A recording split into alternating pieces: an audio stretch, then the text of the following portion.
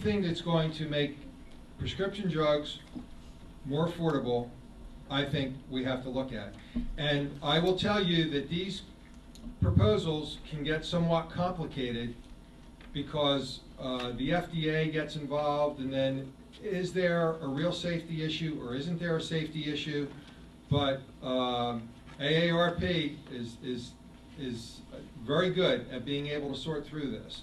And I'm inclined, if I get the nod from AARP, to say yes, I'm going to be supporting it. The bulk buying is sort of a no-brainer. The generics, I've heard some doctors say that there are some drugs that you really can't do generics for whatever reason. I don't know enough about that, but I'm sure that we're going to, if we get a chance, and that should be in the bill, because we only get a few opportunities to do these type of things, and it makes sense to be able to have these generic alternatives made available because they are more affordable. And I conceptually support that. Okay, the next question is, what ideas do you have to help older Americans and people with chronic conditions get the services and supports they need to stay in their homes and out of nursing? The question was, what additionally can be done to help folks who have debilitating diseases, chronic diseases, be able to stay at home longer, stay out of nursing homes, be able to keep care with their families? There are a number of ideas that have been floated on this. It makes all the sense in the world to go in this direction. First of all, for the individual. Anybody would know that you are more comfortable in your home setting with people you're familiar with, your family, as opposed to a nursing home or some setting outside of your home. So I think the government's really been wrong here for not providing the incentives and understanding that after the help to the individual, which is the most important, they keep talking about cost and the problem with cost. Well, if you're giving someone an incentive, the government's still way ahead of the game from a cost standpoint because they're not paying anywhere near what they pay to keep someone in a nursing home.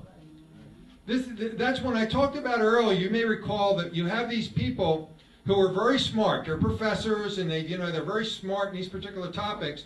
But what they come up with doesn't make sense if you spread it all out.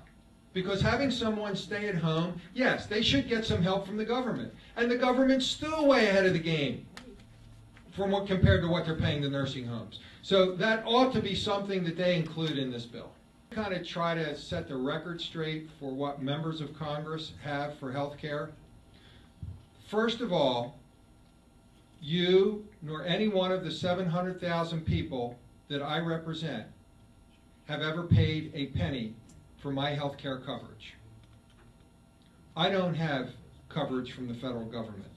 I choose not to have coverage from the federal government because the plan as it proposes to Congress is the same for every federal employee. Now, 20 years ago, it was not.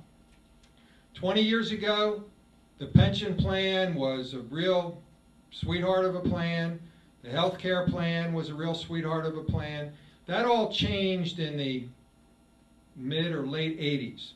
So a member of Congress has the same federal health care options that any other federal employee has.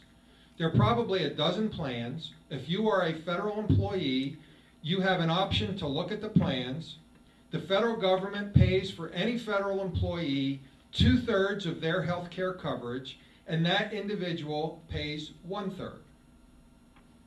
That's for members of Congress. That's for anybody. Members of Congress, when they leave, do not get health care for life. A lot of people throw that one out there too. So it's the same plan that any federal employee gets. As far as I'm concerned, I don't have a federal plan. And I struggle to find the coverage, the best coverage, the same as you do. My wife recently had to leave her job. She lost the coverage through her job. We're working through a health care plan now, and we're not going to get dental, we're not going to get prescription, we're not going to get this because of what it costs. That's the same things that everybody else works through. So I can't control what the president says, but I can tell you that if the president wants all of America to have the same plan as any other federal employee, then that's what he should propose in the bill. I'm Republican, I'm proud of it. Before I'm Republican, I'm American. Now, when President Obama proposed children's health insurance coverage, I voted for it. A lot of Republicans did. When the president proposed credit card reform, I voted for it. When the president proposed some mortgage company reforms, I voted for it. But don't make any mistake. Republicans can't stop anything. Mr. Obama has majorities in Congress that they can pass anything they want. They don't need a Republican vote, nor do they care about Republican votes.